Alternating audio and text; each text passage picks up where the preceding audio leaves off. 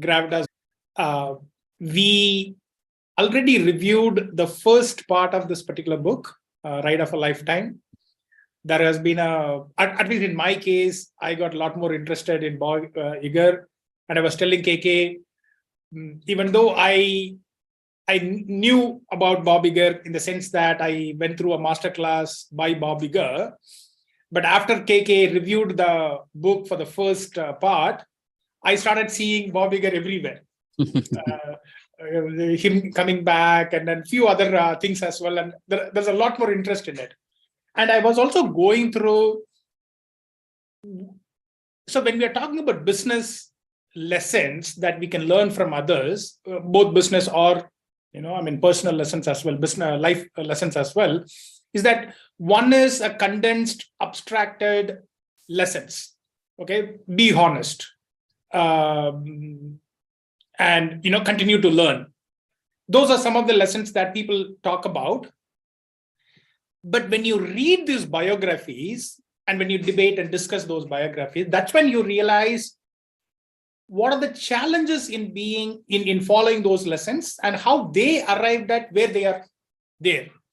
KK, when he reviewed the first one, I play that lot often.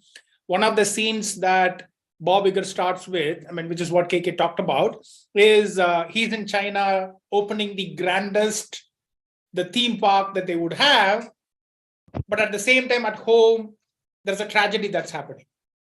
Now, how do leaders balance this?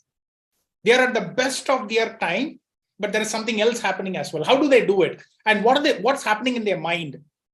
That is what we will learn when we are reading through these kinds of biographies. I have read biographies of Indira Gandhi and a few others, autobiographies. And when you go through these situations, that is when you realize, oh, okay, that lesson means this. So I'm glad. And when you add that with the fantastic storyteller like KK, how he narrates and all of those kinds of stuff, it becomes a treat. It's a bonus, right? So without taking any more time, KK, over to you. Thank you so much, KK, for doing this. And over to you, KK. Thank you, Joseph. A lot of pressure now, both on the book and me. I'll try to see what I can do from my end, but I think Bob doesn't need to do anything because he has done a legendary. He has had a legendary career, and now he has also been brought back. So, which means there is something great he has done. To set some context, this book is primarily divided into two portions. One is the first portion where it's called as learning. The second half is called leading. So to a large extent, we covered the first half in our previous review, like a few months back. So that talked about his journey from an apprentice or an intern in a studio to rising through the ranks and becoming the naming as the CEO.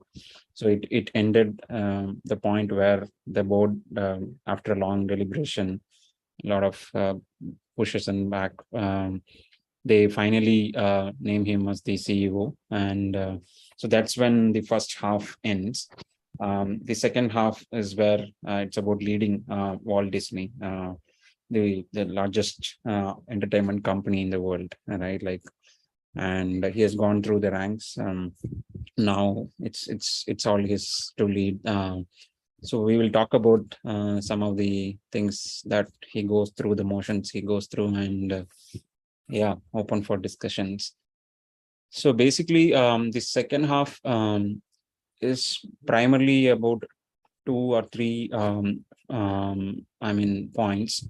One is how Disney resurrected itself from a spate of failures in movie making and things like that to become to regain the glory what it was during the Walt Disney years and the years after that.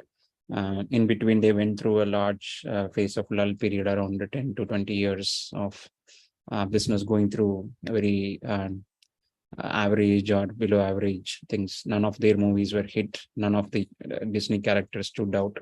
All of that was like maybe like 20 years back, whatever. I mean, before Bob took over, like 20 years back, is what a lot of people remember Disney for. So his task was cut out, and three layers I would say that runs through in the second half. One is the spate of acquisitions, the largest of the largest acquisitions he made. I think he made a series of acquisitions to augment Disney's creative muscle and also to make itself as the undisputed leader in the entertainment industry. So he made like four acquisitions. So Pixar, one at one point of time they were partners, then they became rivals, and then how we went about acquiring that prized asset from Steve Jobs, and then the Marvel Studios, then the Lucasfilm, the Star Wars franchise from George Lucas himself, and then the final thing is the 20th Century Fox from the media baron Rupert Murdoch. So that's Your one. voice gone, sir. Okay, how is it now? No, I can hear Perfect. you. I can hear you. Perfect. Okay, so and then the last one was the acquisition of 20th Century Fox from Rupert Murdoch itself. So that was one layer. The ways in, I mean, how he went about acquiring a number of the leaders in that industry. The second layer is the trials and tribulations in making all these acquisitions, right? Like, I mean, it's not an easy thing, right? Like to acquire a Pixar around like $7.5 billion. At that point of time, it was considered to be really a bigger number. So each of that was a brand in itself, Pixar, Marvel, Lucas. How he went about negotiating with the founders and made sure that they all came on board. Because it's like almost like acquiring the competition, right? Like all of these were in a way competing with Disney. So that's at the next level layer, I would say. The third is about um, oh, the third is I think the third is about how he as a leader was able to transform Disney from I mean transforming itself from within for the future, which was moving away from the library and things like that to adapting to the digital world. They launched they in fact killed their short-term revenues in the hope of becoming digitally savvy, launched the Disney Plus app and ESPN Plus app, all of that. In a way, it was like they were shooting on their own for the in the near term in the hope and investing in the future. So he need to motivate and inspire the business unit leaders to forego the short term money for the long term benefits and also to make Disney stand out in the longer run. If they were not able to if they are not able to transform themselves, then they may actually end up in the grave. So basically, you actually transform. I mean, you take short-term pain to be to survive in the longer run and to also be a leader in the longer run. So those are the three layers at which the second half operates. So um, so coming back to the starting point, so he was made announced. I mean, the board has announced him as the CEO, and there was 6 months tenure was left for the previous person, Michael Eisner, before he was going out. So in between, he was like a CEO in waiting, right? Like it's like a very tough period, right? Like because the previous person who recruited you and he is the boss and he is still there in the company for another 6 more months, but everyone is going to look forward to you for direction, like what is going to happen and things like that. So it's a very awkward situation, to be frank, right? Like how you navigate that 6 months is something Bob did to a large extent do a good job, because he didn't go and do anything drastically different when the real CEO, somebody who is there. He was still there, but there were things that he started taking over. He thought he is going to have a little bit of a lenient period now that a lot of stressful period is over, and he'll take some break, all of that. But I mean, immediately people started asking him, from analysts just to the employees to business unit leaders, to like, what next? What are you going to do? And few people thought that this is going to be a short-term arrangement, and he's not going to be the CEO for longer term. The board had decided in interest that as a short-term gap fix, before somebody from outside, a star performer, is brought in. So that those apprehensions were also there. So immediately, once he realized that this is the mood in the company, so he formed his own team, like the new CFO or somebody who was the CEO, Tom Swags, and he brought in. I mean, he formed his core team, right? Like any CEO will want to form his core team. So he had the CFO and the internal comms person, and I think one more person, the lawyer, so the general counsel. So those three folks became their Bob's closest circle. Um, and he laid down three priorities. The first one is there were public fallout with Roy Disney, who was the nephew of Walt Disney. The way his ouster was handled and his board seat was deprived, all of that. So they had sued the board and the company, saying that all this process of CEO thing and all of that was bullshit, and they went about suing him and the board. So Bob wanted that at this point of time he doesn't want to start the tenure battling lawsuit, questioning the way his CEO position came to being. And that was one of the things. So he really, and it is also the legacy of Disney family. And so Roy Disney was one of the largest shareholders at that point of time, and he also until 2 years back had a board seat, all of that. So he said that, okay, one of my first priorities is to pacify and get things going with them, no public fallout and things like that. The second one was, again, there was a public fallout between Steve Jobs and the current CEO for various reasons. Steve Jobs thought that Pixar had a lot of creative muscle, whereas Disney, they were a partner, and but economical commercial terms and the way each one perceived about themselves had issues. And because Pixar was, and Steve Jobs as a personality was also dominating, and Pixar was also technologically very advanced than Disney, so he had all his right to say that, okay, I am going to be the leader in this partnership, even though Disney had a lot of stake and a legacy in this business. So because of those public differences, there was a fallout, and Steve Jobs said that I'll never work with Disney again because of the way you guys are dealing with. You guys take longer time to decide, and this is not an equal partnership and things like that. So I mean, Bob thought that, I mean, if at all Disney had to revive Steve Jobs, and Pixar is important for the growth of that. So he said that, okay, the second item is to mend the relationship with Pixar, and the third one was like how to there was an internal team called strategic planning team. Like over a period of time, Eisner realized that the current CEO, Bob's boss, felt that he needs some strategic advice and things like that to guide the decisions and things like that. So he formed a small unit, and it over a period of time it grew to a larger unit, and it made business unit leaders deprive of their power and stuff like that. So most of the decisions started happening within the strat planning team and not the business unit leaders themselves. So business unit leaders themselves thought that, okay, I don't have any say in the business. It's all going to come from the central office, and we are just an executioners. So Bob had other thoughts. So he felt that if at all we are going to run this business profitably and in a long term, it has to work well.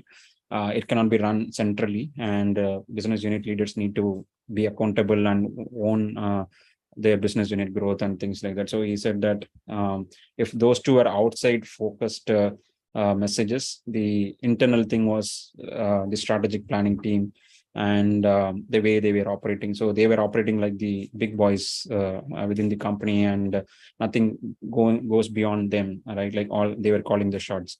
So these three were the layers at which I mean the top priorities or the first 100 days plan to in a way Bob thought to go about in this in his phase as the CEO. So the first one was very simple. So he thought like, okay, the best way to deal with the problem is go head on and talk to them. So there are two guys like Roy Disney, and I think there was one more person called there was one more person. So so he wanted to talk to them directly, and he set up a meeting with the second person. I think he's a lawyer, or if I'm not wrong, for Roy Disney. And they said that I mean immediately Bob told that, see, anything in the public is not going to work well for you and for us, for the overall company. And anyway, your apprehensions about the whole process of CEO decision making, all of that. He went through the process. He said how he struggled himself and how many external candidates were interviewed, what was the process the board followed, all of that. He went there and put it all in front of him and said that, see, there should be a way to mend ways, and we have to come on common ground. We cannot be fighting in the public. So the other person was very receptive. He said that, okay, that's fine. But I think there has been a lot of negative things about Roy, and the way he was ousted, and the way he was taken off the board and things like that. So there should be a way to bring respect to him and things like that. So you come with a proposal and we will think about it. So it was easier said than done. And he and Bob went back. He didn't want to go and acknowledge the fact that things, whatever happened, had some role. He had some role or whatever. I mean, he was not having any role to play in that, but still he didn't want to overturn the things that his current CEO has taken. So he has to tread a fine balance, right? Like between not saying like whatever has happened, decisions were taken by his current CEO is wrong, or he is going back on that, all of that. At the same time, he also wants to honor Roy Disney and mend his ways, and make sure that he's on board. There is no public display of sorts. So he said that, okay, we will give some board emeritus member status, and he gave like 2-3 things, like any new park opening or events or something like that. Roy will get a seat at the table, and he'll also get an office at the Disney's headquarters with a small, whatever he needed. But we are not going to bring him back into the board because that decision is taken. And he gave all these things so Roy can call Disney his home again. That way, there is sort of ego things and all of that is settled, and he gives what Roy wants, and Roy withdraws the lawsuit, all of that. So once this was proposed, they came on board and it was agreed. So basically, the thing he says is it is better to take things head on, and maybe we think too much about a lot of these problems and things like that. But when we go and talk directly, we know what's the other person is feeling, and we understand. He was able to understand where they were coming from, and what was the issue actually he was facing, right? Like it was not his role as a CEO or things like that, but the issue was something else. So Roy Disney didn't feel respected at Disney, the company that his uncle had co-founded, and he was now a nobody within Disney. So basically, he wanted a pound of that. So basically, that's all was needed to pacify him. So once that was done, he moved on to the second thing, which is talking to Steve Jobs. So after a couple of months, he was in the CEO. Waiting. Since he was made, the announcement was made. So he called up Steve and told that, see, I would like to meet up with you, and I want to see like if there is a way to work together and things like that. And I think there was a call or something, and so then either of them went to the other's place, and he told, right, like, see, I have been a user of iPod. That was the time when iPod was released and iPhone was still not released at that point of time. So he told, why not you make an iPod, a video iPod sort of a thing, and we can bring in some of our libraries, the media libraries that we have, to the ITV ecosystem, right? Like, so Steve Jobs thought that very favorably, and he also told that, see, I am having something similar. We are already working on something similar. So you come to our office, I'll show you something. And he showed a prototype of that. So basically, they aligned on the thoughts. And Steve also thought, would you be open to give this library of some of these your franchisees on this ecosystem, which without even thinking, he said, I'm going to give that. Let's get it going, even though there were a lot of legal stuff, right? Like basically any movie, right, there will be a lot of these legal stuff, like who will own the merchandise, who will own the sequel rights, who will own the titles, and a lot of things, like how long they will keep it in the library before it is released to the public. All of that was there, and we are talking something around the mid 2000s, if I'm not wrong. So that was the time period. A lot of technology disruption has not happened in that industry, and still it was operating in a little old school era. So in spite of all the repercussions that might open up, um, Bob thought that this is the only way to deal with Steve, and Steve appreciates quick decision making rather than the long sort of way to long-winded decision making, which was one of the reasons for Pixar and Disney to part ways some time back. So he said that I'm ready to open up, and he said that we can give like few of them immediately, and that was just the beginning. And Steve was very happy with the way this decision was taken in a short span of time without going into circles and things like that. So in a way, that relationship also mended. And then the third one was the strat planning, the internal brain of Disney, which was trying to control everything, right? Like, so it was a little hard. The guy who was running, he had assumed so much of power, and he thought that the guys who were running the business units were very old school, and they were not acting fast, and they were not bringing fresh ideas and things like that. But Bob had other ideas, like if there is a way to grow Disney, it should be done by the business units and not sitting centrally here and having control of that. And from the beginning, he was not very and very much interested in having this strat planning team for a longer period. So he said that there is the only two ways. I'm going to just reduce the power of this and reduce the team size, and this will be functioning as part of the CFO and that team. And the lot of these decision making powers are going to be localized with the business units, and things like that. So basically, there was one instance where for a theme park in Hong Kong, they were trying to set the ticket pricing sitting in Burbank, which is the headquarters of Disney. So I mean, Bob's just declined that meeting and said that this meeting should be cancelled because the guy sitting there in Hong Kong and who is managing the park should be having the right to decide what should be the ticket pricing, and we should not be doing that from the central office here. So that was the start of the thing, and it gave a signal to the guy who ran the strat planning, and they made an announcement that this guy is leaving, and from 65 odd members, it was brought down to 15 or 18 member team, and it was given only one specific mandate to look for acquisitions, to look for strategic growth areas, and that will be part of the overall CFO function. So I think before he even assumed as the CEO, he was able to iron out the three major issues that would actually derailed a lot of the growth for Disney. And I think that was the way Bob set out on his CEO role.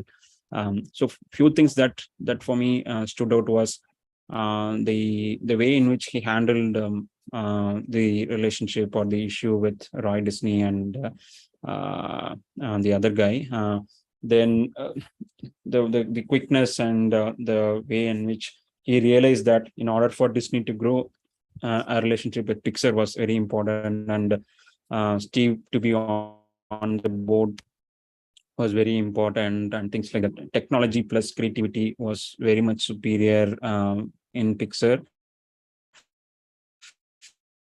and he really wanted a piece of that Disney had thought because of the ego and things like that.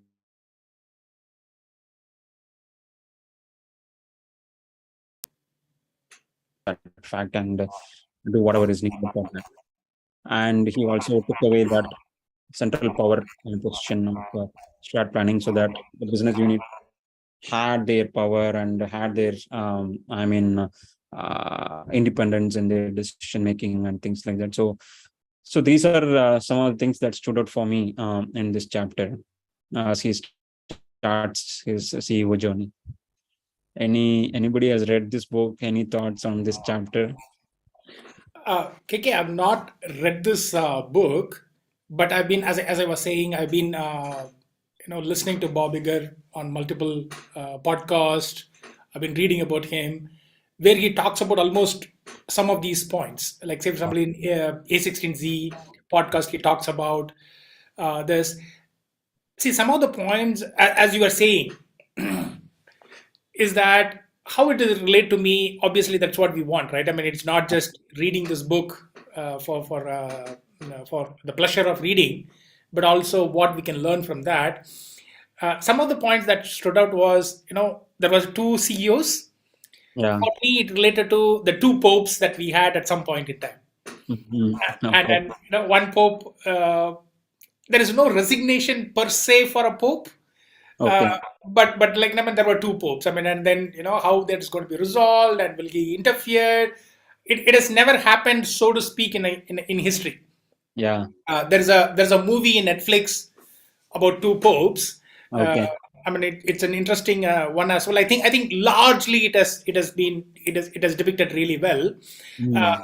but but the point is, there it's always the difficult thing, you are there but you are not there. Right. So I think we also, in one of the gravitas Wind session, we talked about liminal thinking. Hmm. Liminal space is always, you got out of the airport but you are not in the airport, but you are also not in the city. Yeah. I mean, you're transitioning. How do you handle that transitioning? Uh, is always a difficult stuff. So that's one thing that, I liked in what you said. Then dealing with tough personalities. What we think is, as we grow higher and higher, and then, at least that is what I thought, and I realized it is not the case. Is that when we are juniors, we think, oh, when we grow to the highest level or higher level, people will just listen to us. Um, I'll say something and people will just listen to us. I mean, like, when I was a junior manager, oh, he's a VP. He can say whatever he wants and everybody will fall in line, kind of a thing, right? But the challenge becomes even more amplified at that particular point in time, because everybody is a stronger personality. They have a business case to make, yeah. and then what I like is this anecdotes that this guy goes and meets. So I had worked with two managers, and it was so obvious. First manager will only send emails. Anything, he will send emails. I mean, back and forth. There will be a lot of ping pong happening, email ping pong happening. The second one, he'll go meet the person, iron out all the issues, discuss everything. He'll come back and say, okay, this is what we agreed. Yeah. It was a lot more easier. So like, I mean, those kinds of stuff. And the one that you talked about, decentralization, right? I mean, Panchayat Raj is something like decentralization of the powers. Yeah. Uh, so like, I mean, so I think there is a multidisciplinary learning that we can learn. So thanks for sharing this. Anyone, Padma, Kavita, Priya, Joyce, anyone, Koronaji, anyone want to comment anything? Sri,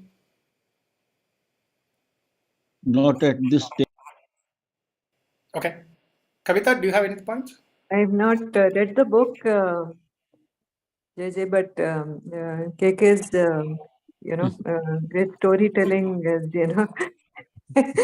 put me. I put this book on my reading list.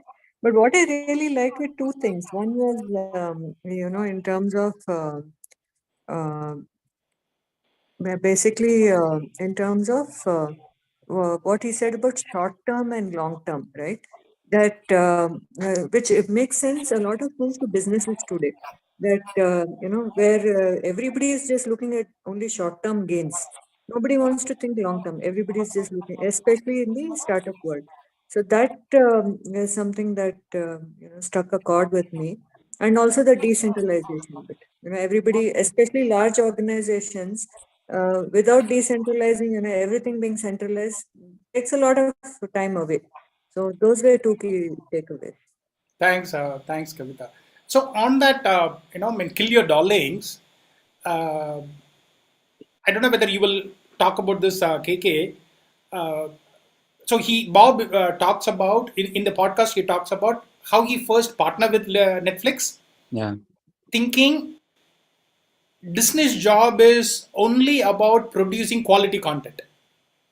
Distribution is not their forte. Yeah.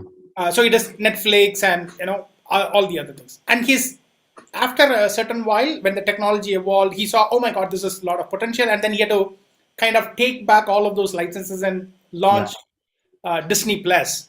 Yeah. Uh, when he narrates that, what you also understand is the successful people do not mind saying I'm wrong publicly. Think about it, Yeah. right? I mean, I was thinking he would have said to his whole team that, I'm going to stand on this. Ours is only producing quality content. We are not going to talk about it. And I'm sure their CTO or somebody would have come in and said, no, Mm. no, no, we should invest on streaming. Don't give this to Netflix and so on and so forth. We would have said, no, no, no, this is what it is. And they would have gone. And he comes back and says, no, I'm sorry. I made a mistake. Now let's build Disney Plus, right? And he also talks about how he built Disney Plus. Yeah. He didn't. He didn't. I mean, build internally. Certainly. Yeah. Yeah. They invested in a company. Yeah, he purchased a company and then he kind Yeah. of did it, right? So Yeah. that whole thing, all of those anecdotes, is what makes this book and his story itself very very interesting, very relatable also, right? I mean, you Yeah. can because as a leaders, even as managers, lot of times we take some decisions, and because of the data that we have, we think, I mean, streaming is not our forte. Our forte should be producing quality content, and the external world changes, but we want to stay to our decision. Oh my god, I made this decision openly. I've told all my colleagues and my teammates, so I cannot really go back. But Steve Jobs also say this, and Jeff Bezos also talks about it. Yeah. Disagree but commit, Yeah. and then you can always come back. I mean, strong opinions loosely held, right? I think that's one thing. It's easier said than done. I mean, even for me, I've tried to do that. Do you have any points on that, KK? I think that's a point. I think most of the leaders do, right. Like that's the way they deal with it. Because the data based on that point of time, whatever data they have, they are making the decisions. But a lot of times these leaders, I mean, there are two different people we deal with. So one, it's like it will hurt their ego if they want to go back, right, and they don't want to admit in public that they did wrong and things like that. But I think Steve Jobs had done this multiple times Yeah, with respect to his own products and things like that. I mean, even in one of the product speeches itself, he says that we did wrong. We are going back on this, and we will do this better. And he comes back with a different product and things like that. In this case, Bob, I think in few places he brings that point, but I'm not able to recollect anything specifically at this point of time. But I think one place he says that ego, how ego can come in the way of decision making and obstructing what is right, taking the right decision.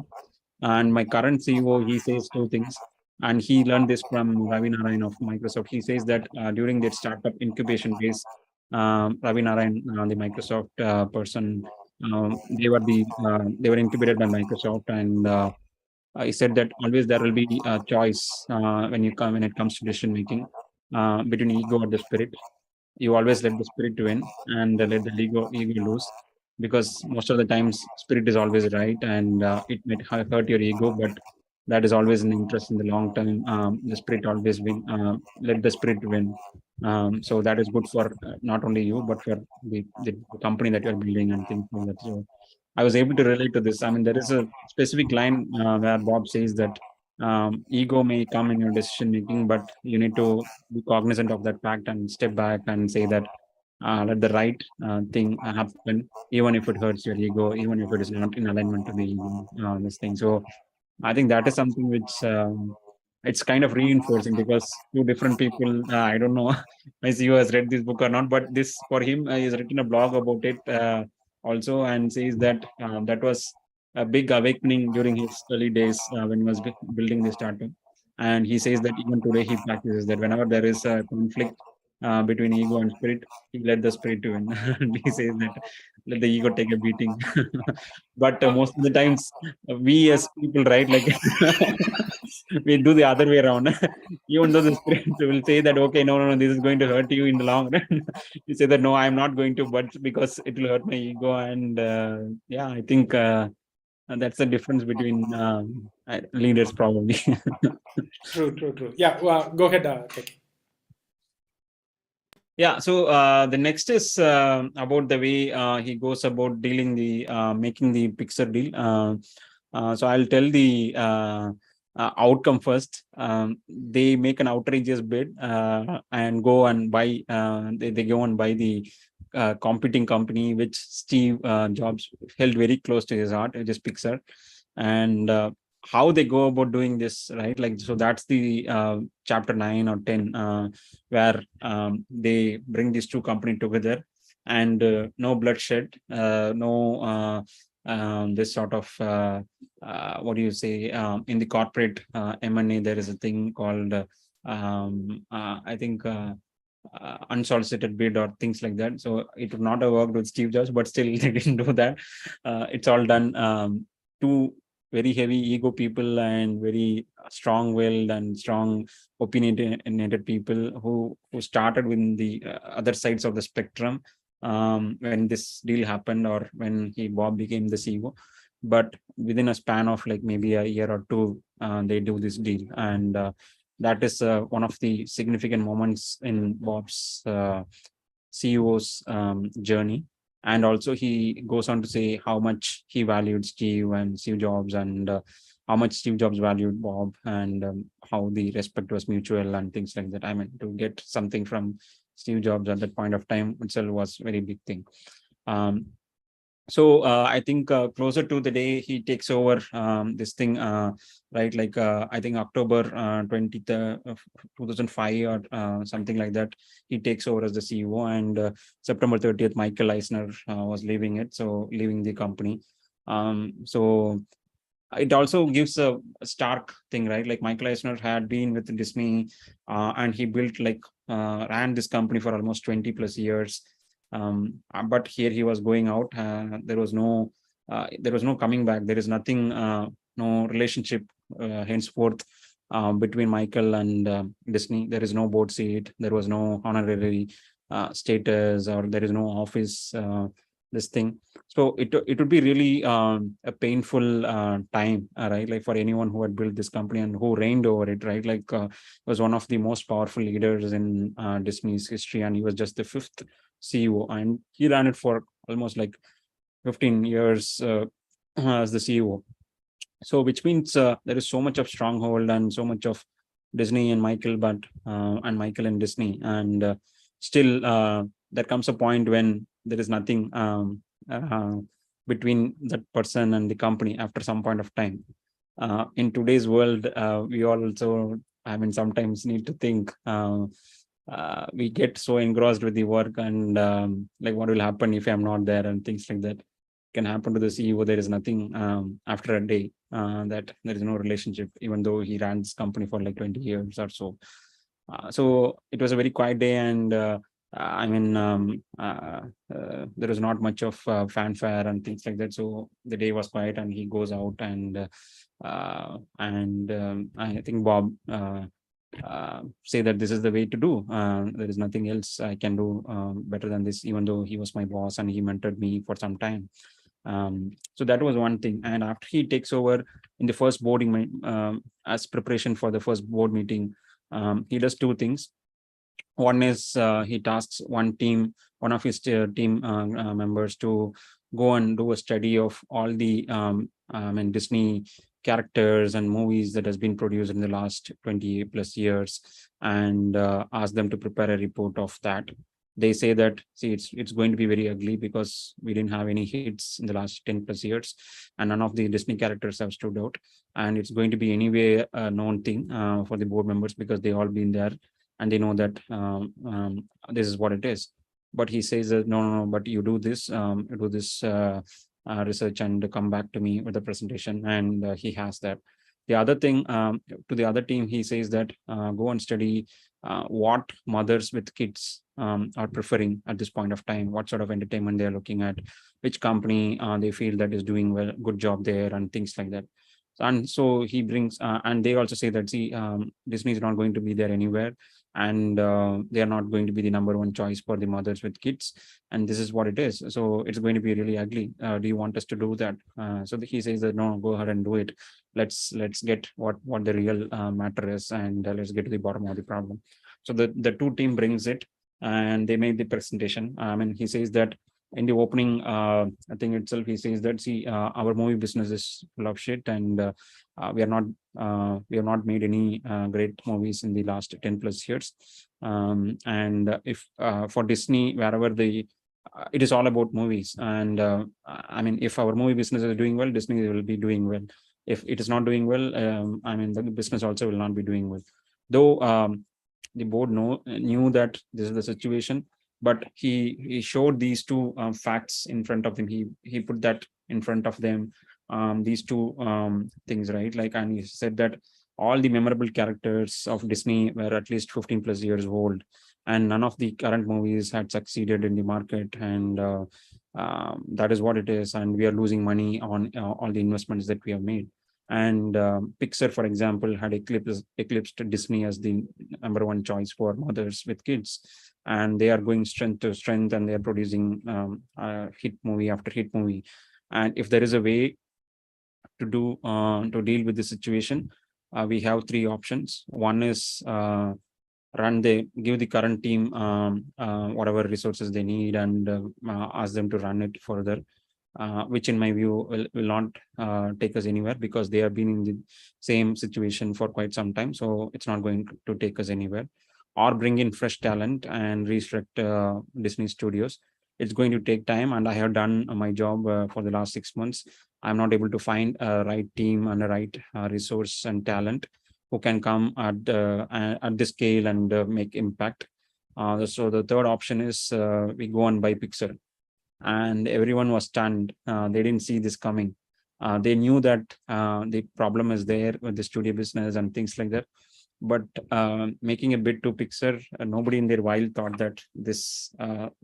People thought that it's a joke, and is not serious about it for various reasons. Like one was the partnership between Disney and Pixar was nowhere in the right frame of things.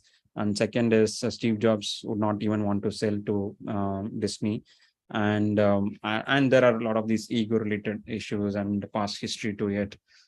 So they were literally shocked, and they said that whether Steve Jobs will be willing to is Pixar on sale, or will there be any interest and things like that.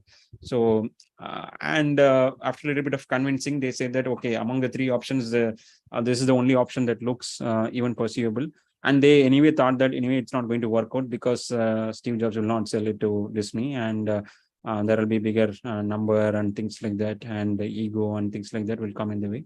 So for whatever it's worth, let them pursue and spend some time, and they will come back, is what the board thinks, and says that okay, you go and pursue the discussions, and then you come back to us with some proposal, and we'll see at that point of time. So nobody thought that this is going to happen, and even their Even Bob's closest team didn't know that he's going to make this. And after he came out, he asked this team, like, what do you think about this idea and how the meeting went? So they think that, okay, we thought that your CEO tag is going to go away after this meeting, after this wild this thing. But the fact that you came out holding to your CEO tag itself says that, okay, there is something worth pursuing. And even though they were double-minded, they also are not fully convinced. Then this guy calls Steve and says that, see, I have something crazy, some crazy idea to talk about to you. Maybe I need to come to your office and say. Steve Jobs being Steve Jobs, he says that on the phone itself. Why not tell now itself? Like, go and tell whatever it is. So he's on the driveway, actually driving, and he parks it and says that, see, this is the craziest idea I'm having. Like, whether if things work out, can we buy your Pixar? And Steve Jobs, he was thinking, I mean, Bob thought that there will be either Steve will hang up or he will shout at him or things like that. But Steve Jobs, in his traditional manner, he keeps like, that's not the craziest idea that I've heard of. And he says that, I don't know, like if it will work, but you come to, I think he invites him to the Apple headquarters to discuss and see how where it goes. So I mean, immediately in a week or so, Bob travels to Cupertino, the Apple's headquarters, in a very large conference room in a traditional Steve Jobs manner. The large conference room, one side has a big glass wall, and the other side has got a 25-foot or so big writing wall, it seems. So he says that that's the way I think Steve always runs the meeting, like with a pen in his hand, and writes all the things that is there in his mind and discusses and debates with his team. In that classic thing, he brings him to the conference room. Only they both are there, and he says that, so if I were to say, like, oh, let's do this, right? Like, let's write pros and cons for this deal, why it should happen, why it should not happen. And he asks Bob to say what are the pros, and Bob says that you go first. And he writes all the things about cons, like why it will not work, the long decision making cycle, the culture of Disney versus Pixar, and a lot of things. And in one place he writes in capital letter that, I mean, distraction will kill Pixar's creativity. And he says that there is a long list of things, and he asks if there is any other con. I mean, Bob says that why I will add to the con, and he says quite no, I don't think there is any con. And Steve asks, like, oh, you tell me, like, what are the positives? And he gave some points. It will be important for Disney to buy Pixar and to innovate and things like that. It was anyway a small list compared to the longer list of cons. And at the end, he says that, I mean, there are few positives to look at. Steve Jobs himself says that there are few positives to look at, and he says, let's think about it for some more time and things like that. So that's when Bob thinks that Steve, for all it matters, he's not so very egoistic person, but he always looks at any problem from both sides. He didn't rubbish the idea at the first place. He invites him to the office, and they have a conversation. They write point blank, right, like the facts, right, like why it will work, why it will not work, and things like that. So that is something which impressed him. And Bob makes a request that I'll go and see the studio, and he says that, yeah, that's the right thing. And there are two guys who runs the studio. One is called Ed Catmull, and there is one more guy called some John something. So he says that those are the, one guy is the creative guy, the other guy is the tech guy. The Ed Catmull is the tech brain of all the Pixar movies, and there is the other guy, John or someone. So he's the other guy who is the creative side of the world. And in a couple of days he travels to the Pixar studios, and they walk him through all the all the movies that were in the making, on the Ratatouilles of the world, the Cocos of the world, and a lot of things. All those movies that were there in the making, all of them went on to win an Academy Award, and that was the strength at which they were operating in. All those, I think he lists like 6 or 7 movies which were in the making. On those directors walk him through all those movie scripts and story and things like that. He came back very much awed, and he couldn't control his excitement and all of that. And he shares this with his team and says that, see, let's go and do some analysis of this company, like what will be the number that we need to think about if we were to make a bid and things like that. And then the next day he calls Steve, says that he prepares himself before the call to Steve and says that, no, I should not share the excitement, because then it will start in a wrong thing and Steve will think that I am desperate and things like that. But the moment he calls, all those shackles or all those facades come down, and he he goes about raving about the things that the company has been doing in the studios and things like that. Steve says that, see, I cannot do a deal with without those two guys coming on board, and I will talk to them and see like if they are open to it. And he talks to them and he says that nothing we have committed, but this is something which we are discussing, and tells to those two people that this is what we are discussing at this point of time. And Bob also says that I will invite them also to have some discussion. For one guy, he goes and meets in his place with his wife and like dinner and things like that. They talk about the journey. That guy was apparently working in Disney studios like 20 years back, and he was fired or let go for some reason. And he also talks about the legacy that Disney is carrying.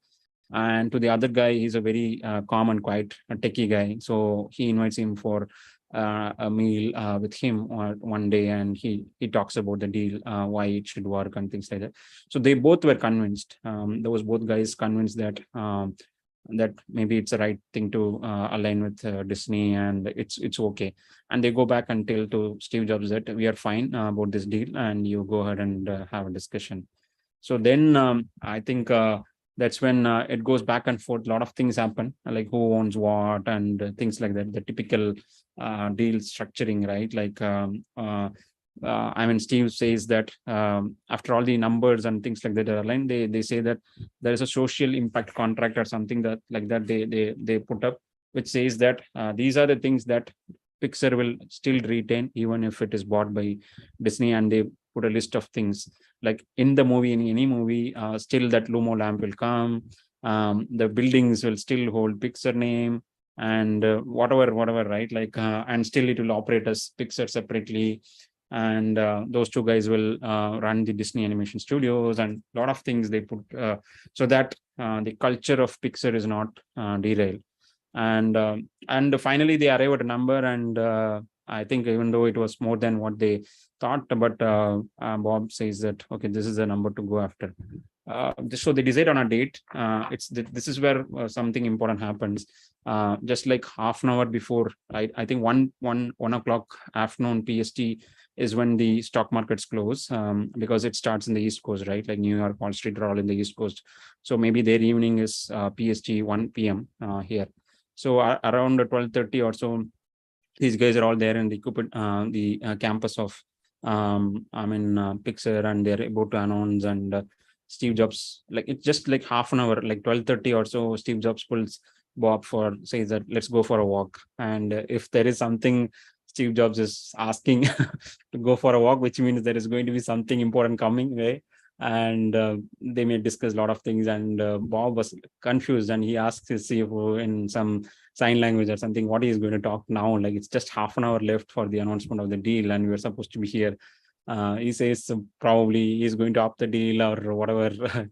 Maybe he's going to come back to you and say that he wants more number and things like that.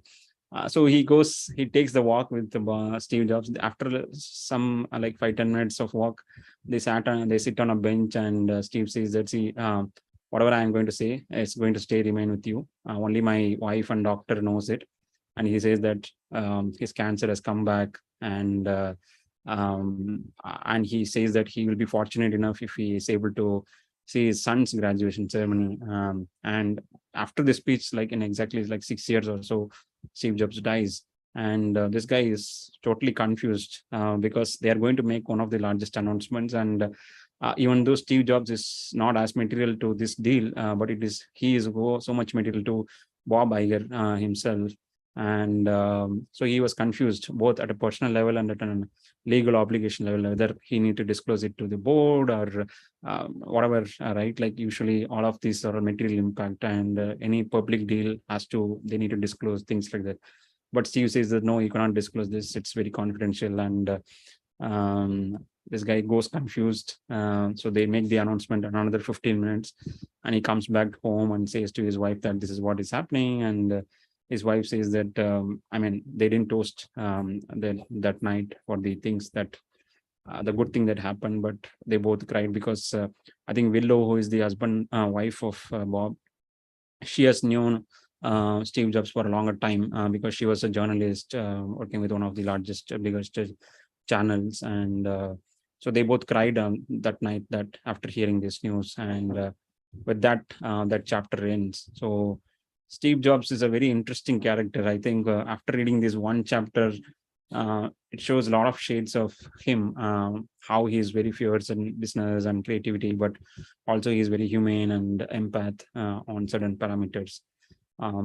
So I think this chapter was very interesting from the way these two companies operated, and how this decision to buy Pixar and how he went about navigating the deal and things like that. So a lot of learnings to me from this chapter. Thanks, KK. See, with Steve Jobs, I heard on both sides. He's an absolutely moron. Like, I mean, he doesn't know how to handle things and everything. But I think in the second stint, lot changed, uh, and that's what made Steve Jobs Steve Jobs. I mean, that's why people celebrate him, especially like people who know him, knew him, and then worked with him. Uh, for me, one of the fascinating thing was everything that you talked about. I mean, I'm not saying just because you are KK.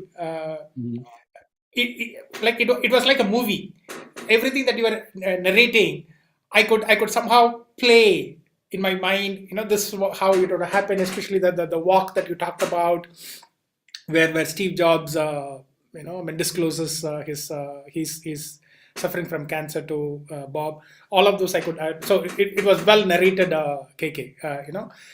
See, what was fascinating was even the largest decisions like this, they are doing pros and cons on a Yeah, board, right? We think what's there to write pros and cons for decisions, but that's one good thing that I learned. The other one that I don't know whether it is in the book. Bob keeps talking about is he says in Disney we have one room for discussion, and all movie discussions, every movie discussion, like, I mean, there could be 3 4 movies that are going on, all of them happen at that particular room. So morning 9 to 10 could be one movie discussion, 11 to 12 or 3 could be another movie discussion, and so on and so forth. When he went to Pixar, each movie had a room. yeah, That room is theirs. So yeah, they have their posters and all the other discussion points, and then all the other things pasted on the walls. So what he was saying is these people had a sense of ownership.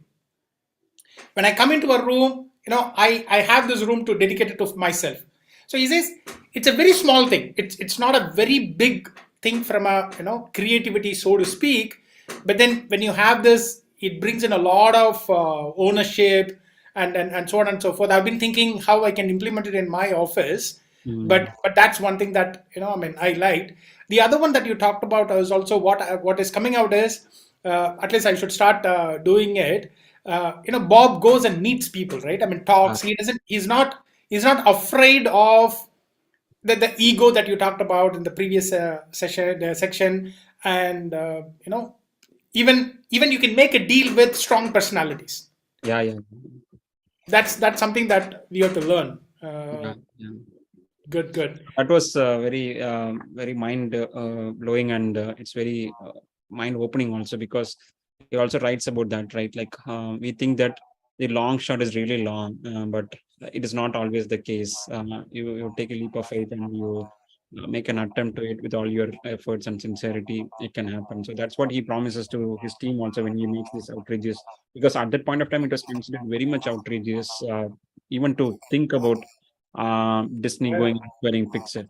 But that was just the start of it, and he does like 4 such acquisitions. Marvel is another big franchisee. Then Lucasfilms is another big franchisee. Then he goes and acquires the biggest one, 21st Century Fox. So I think that journey is itself, I mean, mind blowing for me. And the way he starts with his board and I mean, the thoughts, he puts a lot of things point blank, and he says that either we do this or we are doomed. And he shows that with facts also, right? Like, even though a lot of people knew about Disney movies were all not doing good, he did this research, he presented these two sides of the story, and he told that why they need to go and buy Pixar. And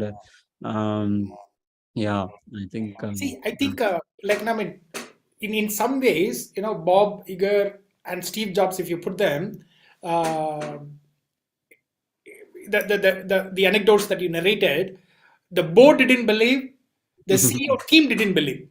yeah, But the CEO believed that this is the best thing that has to happen, and we have to make it happen, and I will make it happen. I mean, with if you approach it with sincerity and openness, and there is a deal for you as well as for me, give and take, we can yeah. make that happen, right?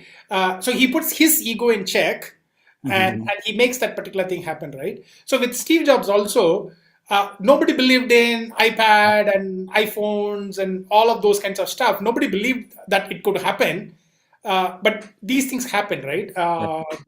So many of the times, the successful leaders uh, see beyond the current reality.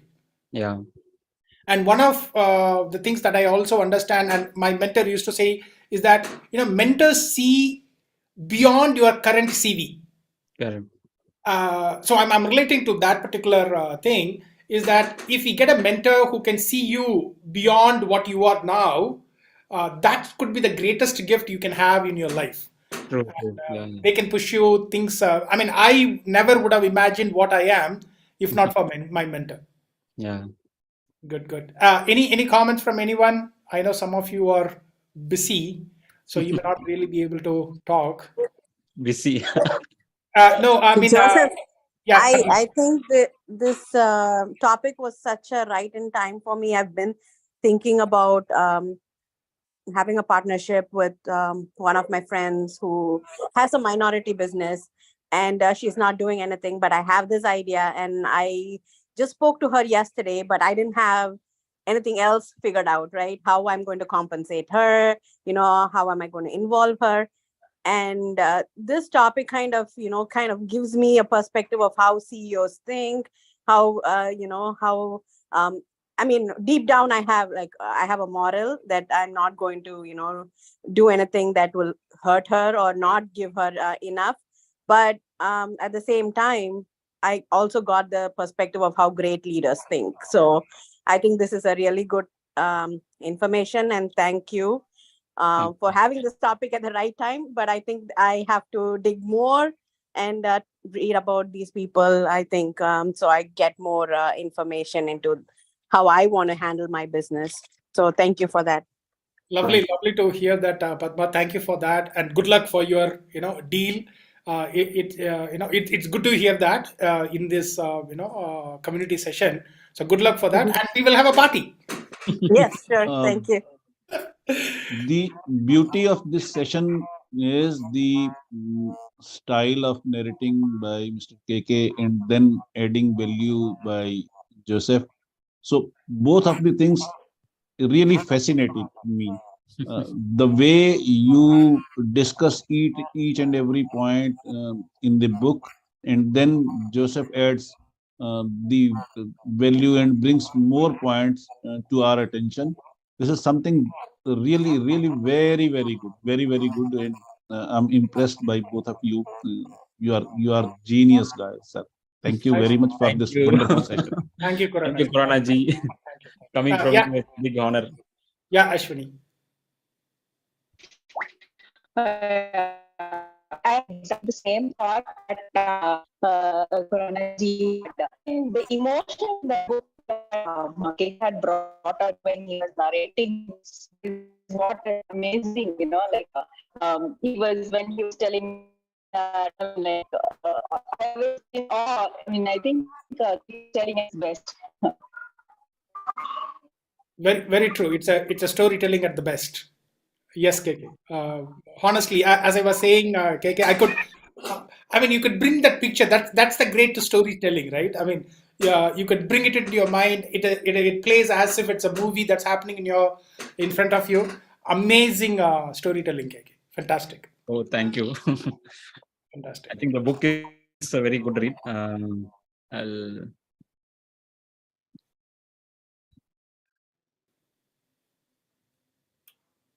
yeah. Yeah, So this is the book. I think I'll read multiple times because so much of value is there.